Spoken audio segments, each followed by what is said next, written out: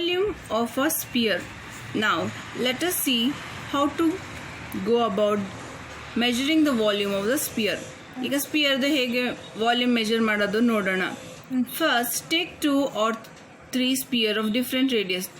3 sphere ತಗೋಬೇಕಂತೆ. Sphere ಅಂದರೆ ball, ಒಂದು ಚಿಕ್ಕದು, ಅದಕ್ಕಿಂತ ದೊಡ್ಡದು, ಅದಕ್ಕಿಂತ ಇನ್ನೂ ಸ್ವಲ್ಪ ದೊಡ್ಡದು, ಆ ಥರ 3 ಸ್ಪಿಯರ್ ಬೇರೆ ಬೇರೆ ರೇಡಿಯಸ್ ತಗೋಬೇಕಂತೆ. ಈ ಥರ ರೇಡಿಯಸ್ ತಗೋಬೇಕು. ಆಮೇಲೆ and a container bigger enough to be able to put that into the sphere into it one at a time. ಅದಕ್ಕಿಂತ ದೊಡ್ಡ ಕಂಟೈನರ್, ಈ ಬಾಲ್ಗಳ ಹಾಕಷ್ಟು ದೊಡ್ಡ ಕಂಟೈನರ್ ಒಂದು ಎತ್ಕೋಬೇಕಂತೆ.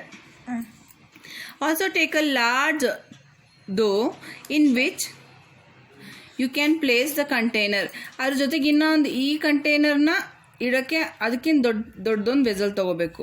Then fill the container up to the brim of the water.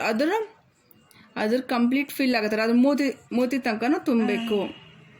ನಾವು carefully place one of the sphere into the container. ಒಂದನ್ನ sphere ಇದ್ರೊಳಗಡೆ ಹಾಕಬೇಕು. ಈ ಕಂಟೈನರಲ್ಲಿ ಹಾಕಿದ ತಕ್ಷಣ ಎಕ್ಸಸ್ ವಾಟರು ಈ ದೊಡ್ಡ ಕಂಟೈನರ್ಗೆ ಚೆಲ್ಲೋಗುತ್ತೆ, ಓವರ್ಫ್ಲೋ ಆಗುತ್ತೆ. Container will overflow into trough in which it is kept. Carefully pour out the water from the trough into the measuring cylinder. ಇಲ್ಲಿ ಚೆಲ್ಲಿರೋ ನೀರನ್ನ ಇದನ್ನ ಮೆಜರಿಂಗ್ ಸಿಲಿಂಡರ್ ಅಲ್ಲಿ ಹಾಕಿ measure ಮಾಡಬೇಕಂತೆ. the water overflowed. Suppose the radius of the immersed sphere. ಇದ್ರ radius ಇದು same ಇರುತ್ತೆ. ನೀರೆಷ್ಟು ಚೆಲ್ಲಿದೆಯೋ ಆ spear ಅಷ್ಟೇ volume ಅಂತ ಅದರ ಅರ್ಥ. Then evaluate 1/3 pi r cube. Do you find this volume almost equal to the measure of the volume?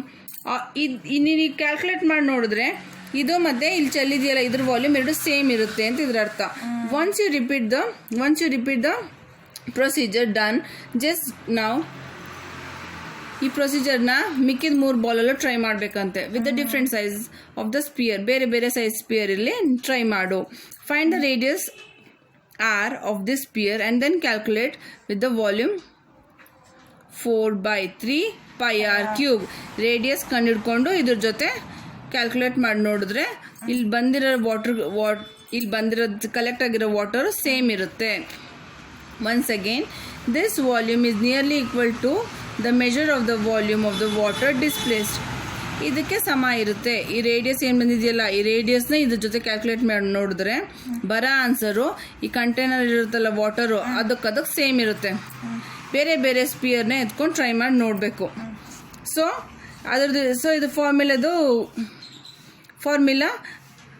4/3 pi times the cube of the radius. 3 times ಅದಕ್ಕೆ r cube.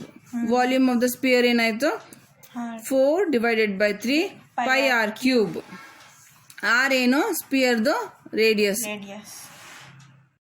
ಆ hemisphere is half of the sphere. Hemisphere ಅಂದರೆ ಇದ್ರದ್ದು ಸ್ಪಿಯರ್ದು ಅರ್ಧ. Can you guess what the volume of the sphere will B?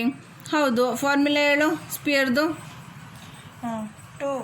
4/3 pi r cube. pi r cube. ಈಗ ಇದ್ರಲ್ಲಿ ಅರ್ಧ ಅಂದರೆ ಇಂಟು ಹಾಫ್ 2. ಈಗೇನು ಉಳ್ಕೊಂತು 2/3 pi r ಕ್ಯೂಬ್. ಸೊ ಹೆಮಿಸ್ಪಿಯರ್ದು ವಾಲ್ಯೂಮ್ ಆಫ್ ದ ಹೆಮಿಸ್ಪಿಯರ್ ಕಂಡುಹಿಡಬೇಕಂದ್ರೆ ಯಾವ ಫಾರ್ಮುಲೆ?